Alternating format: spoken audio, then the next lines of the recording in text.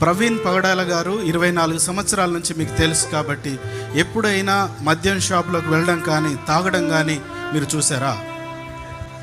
లేదు. నేను 10 సంవత్సరాలు రాత్రనక పగలనక కొన్ని వేల కిలోమీటర్లు ప్రయాణం చేశాము. ముగ్గురం ఒకే కారులో వెళ్ళే వాళ్ళం, రోడ్డు మీద పడుకునే వాళ్ళం కొన్నిసార్లు. ఏ రోజు కూడా మేము ఆ వ్యక్తిని ఆ విధంగా చూడలేదు. ఆ 10 గంటల సీసీటీవీ ఫుటేజ్ మా వాడు కాదు. పచ్చి తాగుబోతు కూడా ఆ విధంగా అన్ని రకాలుగా తాగడండి. సస్తానికి తాగినట్టుంది అదేదో. అంత ఎంఎల్ ఇథైల్ ఆల్కహాల్ శరీరంలో వెళ్ళినాక అతను డయాబెటిక్. చాలామందికి తెలియదు అతను డయాబెటిక్ అని. మనిషి బతకడు అంత తాగితే. అన్ని గంటల ప్రయాణం కూడా చేయలేడు.